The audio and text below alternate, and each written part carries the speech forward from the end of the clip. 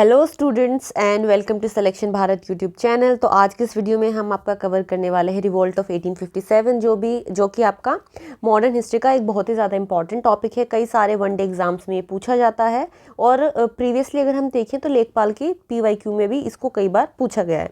तो इस वीडियो का एंड तक ज़रूर देखिएगा। अगर आपने अभी तक हमारे चैनल सिलेक्शन भारत को सब्सक्राइब नहीं किया है तो जल्दी से कर लीजिए और इसे ज़्यादा से ज़्यादा अपने दोस्तों के साथ भी शेयर कीजिए। चलिए वीडियो को स्टार्ट करते हैं।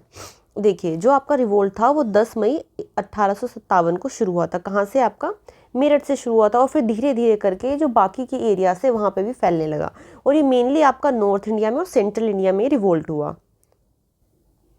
आपके इस रिवोल्ट के होने के मेजर कॉजेज़ क्या थे? उसमें आपके सोशो कल्चरल रीजंस थे, इकोनॉमिक रीज़न थे और पॉलिटिकल रीज़न थे। देखिए, सोशो कल्चरल ऐसे बोला जा सकता है कि जो यहाँ पे गन्स यूज़ की जा रही थी ना, उसमें कार्टिलेज यूज़ होता था, ग्रीस कार्टिलेज। ठीक है, ये बोला जा रहा था कि उसमें जो चर्बी यूज़ हो गई है वो गाय की या और सुअर की चर्बी यहाँ पे उन्होंने यूज़ की और इस कार्टिलेज को पहले जो भी सोल्जर्स होते थे वो अपने दांत से ओपन करते थे और फिर उसे गन के अंदर डालते थे और फिर फायर करते थे। और यहाँ पे कई लोगों का ये मानना है कि कई लोगों के लिए गाय सेक्रेड है, कई लोग जो सुअर है उसको नहीं छूते हैं। तो ये सारी चीज़ें यहाँ पे प्रॉब्लमेटिक थी। अब देखिए कि इस रिवोल्ट की शुरुआत कैसे होती है। सबसे पहले 2 फरवरी को जो आपकी 19th नेटिव इन्फेंट्री थी ना, बहरमपुर में जो पोस्टेड थे, वो मना कर देते कि हम इन कार्टिलेज को यूज़ नहीं करेंगे।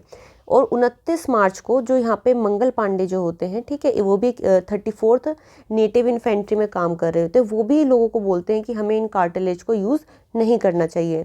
और जब यहाँ पे बात होती है वो इतनी बढ़ जाती है कि मंगल पांडे जो वहाँ के जनरल हग्सन होते हैं उन्हें शूट कर देते हैं और वहीं पे उनकी डेथ हो जाती है। और बाद में फिर ये पकड़े जाते हैं और उन्हें 6 अप्रैल को फांसी दे दी जाती है। और जब ये रिवोल्ट शुरू होता है तो वहाँ पे जो आपके बहादुर शाह जफर होते हैं उनको एक रिवोल्ट का हेड बना दिया जाता है, क्योंकि आपको पता है ब्रिटिशर्स के आने से पहले मुगल ही इंडिया पे रूल कर रहे थे।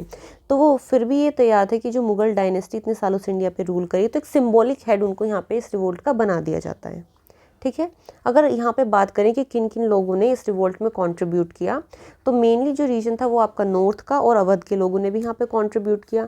ठीक है, इसमें फार्मर्स थे, क्राफ्ट्समैन थे, शॉपकीपर्स थे, जो आपके डेली वेज लेबरर्स होते हैं वो भी यहाँ पर थे, ज़मींदार थे, रिलीजियस पीपल थे, यहाँ पे प्रीस्ट थे और पब्लिक सर्वेंट्स भी यहाँ पे इन्वॉल्व थे। अब देखिए, ये जो इतना बड़ा रिवोल्ट हुआ, बट ये फेल क्या हुआ, तो उसके फेल होने के कुछ जो इंपॉर्टेंट कॉजेज है वो यहाँ पे जान लेने ज़रूरी हैं। कि देखिए, यहाँ पे जो ऑल इंडिया पार्टिसिपेशन था ना वो एब्सेंट था। तो किन किन लोगों ने पार्टिसिपेट किया और किन लोगों ने नहीं किया? तो देखिए, जितनी भी सारी क्लासेस थी उन्होंने इसे ज्वाइन नहीं किया। जो बड़े बड़े मनी लेंडर्स थे या मर्चेंट्स थे, है ना, जिनका काम ही ब्रिटिशर्स के ऊपर चल रहा था, तो उन लोगों ने यहाँ पे कोई पार्टिसिपेशन नहीं शो किया। जो एजुकेटेड इंडियंस थे ना, उन्हें लगता था कि ब्रिटिशर्स इंडिया में मॉडर्निटी को लेके आएंगे, वो नए थॉट्स को यहाँ पे लेके आए, तो उन्होंने भी यहाँ पे पार्टिसिपेशन शो नहीं किया। बड़े बड़े जो इंडियन किंग्स थे, ठीक है, बल्कि उन्होंने ब्रिटिशर्स को सपोर्ट किया rather than supporting their own citizens. ठीक है, इसके अलावा अगर हम बात करें आर्म्स और आर्मामेंट्स की, तो देखिए यहाँ पे जो लोग थे उनके पास कोई ज़्यादा ऐसे अच्छे हथियार या कुछ भी आप बोलें तो वो इनके पास यहाँ पे नहीं थे, जबकि ब्रिटिशर्स की जो आर्मी थी वो वेल इक्विप्ड थी और मॉडर्न थी। और इसके साथ साथ अगर सर्विसेज की भी बात करें, मान लीजिए यहाँ पे कोई आपको अगर किसी को कुछ बात कन्वे भी करनी है या कोऑर्डिनेट करना है, तो ब्रिटिशर्स के पास एक well develop electric telegraph system था। बट जो यहाँ पे रिवोल्ट कर रहे थे लोग, उनके पास ऐसा कुछ वहाँ पे नहीं था। तो ये जो पूरा रिवोल्ट था वो पुअरली ऑर्गेनाइज था और ना ही जो यहाँ का लीडर था वो कुछ ऐसा परफॉर्म कर पाए यहाँ पे, तो इसलिए रिवोल्ट फेल हो गया। और अगर अलग से बात करें तो जो इंग्लिश की सुप्योरिटी, यानी उनको पहले भी एक्सपीरियंस था, उन्होंने पहले भी बहुत सारी वॉर्स ऑलरेडी लड़ी हुई थी। ठीक है, ब्रिटिश के पास नेवी भी थी, उनके पास बाकी जो सारी चीज़ें सुविधाएं थी वो भी उपलब्ध थी। ठीक है, अगर हम यहाँ पे बात करें कि जो क्या क्या कौन सी जगह पे क्या लीडर थे, देखिए इनके ऊपर आपका क्वेश्चन मोस्टली बन सकता है। तो यहाँ पे अगर हम देख लेते हैं तो बराकपुर में आपके मंगल पांडे थे, ये हमने स्टार्टिंग में देखा, यहीं से फिर ये म्यूटिनी स्टार्ट होती है। दिल्ली में आपके बहादुर शाह थे, है ना, जो और जनरल बख्त खान थे आपके, और हकीम एहसानुल्लाह जो चीफ एडवाइज़र थे बहादुर शाह जफर के, वो भी यहाँ पर थे। लखनऊ में आपकी बेगम हजरत महल थी, कानपुर में आपका नाना साहेब थे, झांसी में आपकी रानी लक्ष्मीबाई लीड कर रही थी, बिहार में आपके कंवर सिंह थे और अमर सिंह थे, इलाहाबाद और बनारस की बात करें तो मौलवी लियाकत अली यहाँ पे लीड कर रहे थे। ठीक है। फैज़ाबाद में आपके मौलवी अहमदुल्ला, फ़र्रुखाबाद में बात करें तो फ़ज़ल हसन खान यहाँ पे थे, ठीक है। मुरादाबाद की बात करें तो अब्दुल अली खान यहाँ पर थे, ठीक है। बरेली की बात करें तो खान बहादुर खान यहाँ पे लीड कर रहे थे। ग्वालियर में आपके तात्या टोपे थे, ठीक है।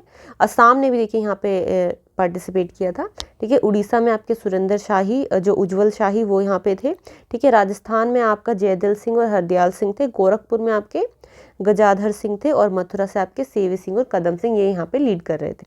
अब देखिए जब ये पूरा रिवोल्ट आपका सप्रेस होता है, इसके बाद होती है आपकी क्वींस प्रोक्लेमेशन। यानी जब हम पढ़ते हैं तो यहाँ पे जो ईस्ट इंडिया कंपनी है, ईस्ट इंडिया कंपनी उसका रूल ख़त्म हो जाता है और जो क्वीन का रूल है वो यहाँ पर शुरू हो जाता है, ठीक है। और यहाँ पे जो ये क्वीन प्रोक्लेमेशन होता है ये होता है आपका इलाहाबाद में, ठीक है। और उस टाइम पे जो यहाँ पे अब वॉइसरॉय आ गए हैं, पहले गवर्नर जनरल हुआ करते थे, फिर अब लॉर्ड कैनिंग जो बनते हैं यहाँ पे फर्स्ट वॉइसरॉय बनते हैं, ठीक है। और ये जो कुछ इन्फॉर्मेशन है ये भी आप कुछ पॉइंट याद रख सकते हैं। ये जो क्वीन प्रोक्लेमेशन हुई कि वहाँ पे क्या क्या बातें बोली गई, ठीक है।